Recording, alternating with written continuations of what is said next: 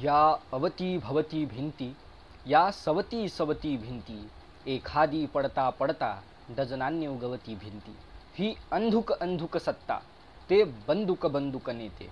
गत नाही खेळलो तरीही शकुनीच अजूनही जेथे.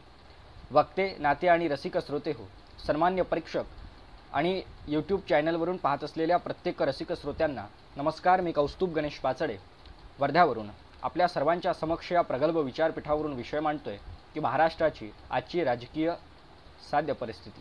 सन्मान्य मोदी दिलेल्या विषयावर ज्यावेळेस मी भाष्य करतोय त्यावेळेस खऱ्या अर्थानं आपल्याला महाराष्ट्र आणि त्याची ओळख त्याआधी पाहावी लागेल.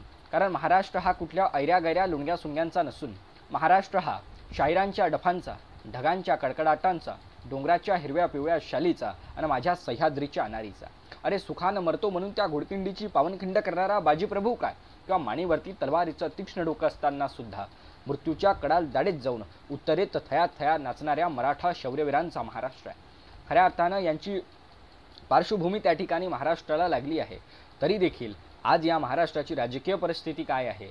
सन्मान्य मोदी जो महाराष्ट्र कुठेतरी यशवंतराव चव्हाणांचा पुरोगामी महाराष्ट्र म्हणून त्या ठिकाणी ओळखला जात होता, तोच महाराष्ट्र आज त्या ठिकाणी कुठेतरी गद्दार, खोके, 50 खोके किंबहुना सुरत वाया गुवाहाटी या शब्दांवर त्या ठिकाणी त्या महाराष्ट्राची ओळख या जागतिक पातळीवर किंबहुना देश पातळीवर त्या ठिकाणी झाली आहे. ही खऱ्या अर्थानं खेदजनक गोष्ट प्रत्येक महाराष्ट्रातील रहिवाशांच्यासाठी त्या ठिकाणी आहे. हे आपण लक्षात घेतलं पाहिजे. कारण केले हजार वादे निपक्षपात केला, या गोड बोलणाऱ्यांनी महाराष्ट्राचा घात केला, या गोड बोलणाऱ्यांनी महाराष्ट्राचा घात केला. सन्मान्य मोदी आपण त्या ठिकाणी लक्षात घेतलं पाहिजे. महोदय, ज्यावेळेस आपण महाराष्ट्राची राजकीय परिस्थिती हा विषय यावर त्या ठिकाणी चिंतन मंथन करतोय त्यावेळेस खऱ्या अर्थानं आपल्या प्रत्येकानं त्या ठिकाणी एक विचार करायला हवा की राजकीय परिस्थिती ज्यावेळेस शासन करते हे शासन त्या ठिकाणी चालवत आहे त्यावेळेस खऱ्या अर्थानं या देशाला पोसणारा शेतकरी अर्थात बळीराजा हा त्या ठिकाणी उपासमारीची वेळ त्याच्यावर आलेली आहे की त्या शेतकऱ्याच्या पिकाला भाव नाही, शेतकऱ्याच्या दुधाला भाव नाही. शेतकरी हा अन्न करून मरतोय. अरे बोलायचं नाही का, बोललंच पाहिजे. हम आ भी भरते हैं तो यह बदनाम हो जाते हैं, मगर वह कत्ल भी करते हैं तो चर्चा नहीं बनती. ती चर्चा त्या ठिकाणी झाली पाहिजे. ह्या अर्थानं शेतकऱ्यावर दुष्काळाचं सावट आहे सन्मान्य मोदी. त्याचबरोबर शेतकरी हा आत्महत्या त्या ठिकाणी करतोय, तो कर्जबाजारी त्या ठिकाणी झाला आहे. खऱ्या अर्थानं या सगळ्या परिस्थितीमध्ये आपण शेतकऱ्यांवर त्या ठिकाणी या राजकीय परिस्थितीतून डोकं काढून तो शिरकाव बाजूला करून त्या ठिकाणी शेतकऱ्यांवर त्या ठिकाणी लक्ष त्या ठिकाणी दिलं पाहिजे. कारण खऱ्या अर्थानं हा देश पोसण्याची हाती कमान घेतो, हरदम पेरण्याची हा देश पोसण्याची हाती कमान घेतो, जोखीम पेरण्याची हरदम किसान घेतो. आजन्म भारताचे काळीज धडधडाया, छाती तरोज इथला जवान घेतो. आतून होत आहे हृदयात कोंड मारा, वावरात झाला या पाण्याचा खेळ सारा. मी संसदेत आणेन माझी प्रेतयात्रा, हा इन्कलाब समजा की पेटता इशारा, हा इन्कलाब समजा की पेटता इशारा. सन्मान्य मोदी, कुणीतरी म्हटलं की हा देश, हे राज्य, ही पृथ्वी कुठल्या तर शेषनागाच्या मस्तकाच्या फणावर तरलेली आहे. पण लोकशाहीर अण्णाभाऊ साठे म्हटले नाही, हा देश येथील शेतकरी, कष्टकरी, श्रमकरी, विद्यार्थी, कर्मचारी या पंचमहातत्वांच्या हातावर त्या ठिकाणी हा देश, ही पृथ्वी तरलेली आहे. त्याच्यामुळं हा देश ज्यावेळेस चालवायचा असेल किंबहुना एखादं राज्य चालवायचं असेल तर ही पंचमहासूत्रे त्या ठिकाणी चांगली चालली गेली पाहिजे. सन्मान्य मोदी, याच महाराष्ट्राच्या राजकीय परिस्थितीमध्ये आपण ज्यावेळेस शिरकाव करतोय त्यावेळेस पेपर फुटीसारखे कितीतरी भयभीत विद्यार्थ्यांचे भविष्य उद्ध्वस्त करण्याचे कारस्थान त्या ठिकाणी सुरू आहे. ही सन्मान्य मोदी राज्याची राजकीय परिस्थिती आहे किंबहुना राजकीय नेते ज्यात हस्तक्षेप करतायत ती राजकीय परिस्थिती त्या ठिकाणी आपल्याला त्या ठिकाणी मी सांगू इच्छितो.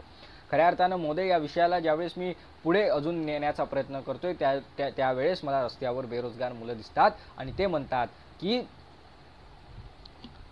सुशिक्षित तरुण जर बेकार आहे, गुन्हगार देशाचं सरकार आहे. ते खुर्ची तले फक्त नेते बदलले, तिच्यावर जशाचा तसा भार आहे. कहा से करेंगे यहाँ मन की बातें, घराचाच करता निराधार आहे, घराचाच करता निराधार आहे.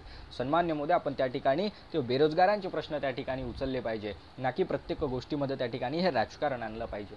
महोदय, आजकालचेच जिवंत आणि ज्वलंत विषय आहे की स्त्रींवर त्या ठिकाणी अन्याय अत्याचार होतो आहे. समजत नाही मित्रांनो इथे कोण कोणाचा मित्र आहे. इथे प्रत्येकाच्या घरामध्ये फक्त दारिद्र्याचं चित्र आहे. तुम्ही जाती जातीशी भांडता, धर्माशी भांडता, येथे प्रगतीची भाषा बोलता, एकमेकांना ढोर मात्र बैलासारखं सोलता. जे लोक अखंड भारताची भाषा करत होते तुम्ही आज फक्त खंडित भारताची भाषा करताय. ते रक्ताळी लोकशाही माझ्या स्वप्नात येते आणि हुंदके देत मला म्हणते, म्हणून म्हणतो खंगून जीव गेला. मन हे उदास झाले माझ्याच प्राक्तनांचे ते स्वप्न भास ओले. केंद्रात सभासनेचा अभिशाप लाभलेला आणि एकटा विहायटी डोळे भकासलेला. उलटी चणीत येथे उलट्याच काळजाची कर्णास भास होते. पांचाळ द्रौपदीची हपापलेले दिसतीन लोक सारे आणि संन्यस्त भोग घेती लावून बंददारे. म्हणून म्हणतो की जर का असते आज शिवछत्रपती तर या नराधमांना पायथानी तुडवलं असतं आणि आसाराम सारख्यांची मुंडके हे भर चौकात तुडवलं असतं. म्हणून सन्मान्य मोदी ती कायदा ती सुव्यवस्था आपण त्या ठिकाणी अबाधित ठेवली पाहिजे, जेणेकरून या महाराष्ट्रात किंबहुना देशभरात असे प्रकार त्या ठिकाणी घडतील नाही आणि राजकीय नेते यामध्ये हस्तक्षेप करून ही राजकीय परिस्थिती आपल्या महाराष्ट्राची त्या ठिकाणी बनवून घेत नसतील असाच त्या ठिकाणी माझा देखील विचार आहे. आणि सन्मान्य मोदय जाताना फक्त एवढंच सांगतोय की महाराष्ट्र सेनापती बापट सांगायचे की महाराष्ट्र मेला तरी राष्ट्र मेले, मराठ्या विनराष्ट्र गाडान चाले, खरा वीर वैरी पराधीनतेचा, महाराष्ट्र आधार या भारताचा.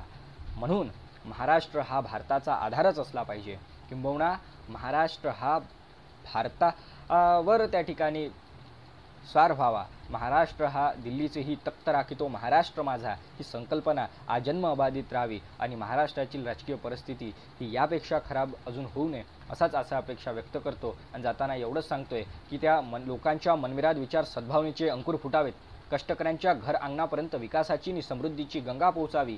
लाकडाची मूठ धरून घट्ट पडलेल्या हातांना लेखणीचा स्पर्श व्हावा आणि रात्रंदिवस कुटुंबाच्या भरण पोषणासाठी राबणाऱ्या माझ्या तुमच्या मायमाऊलीला सुरक्षतेचा श्वास घेता यावा. इतकेच उद्दिष्ट आणि इडापिडा टळून जावं आणि बळीचे राज्य येऊन जावं अशाच अपेक्षा व्यक्त करतो. जय हिंद,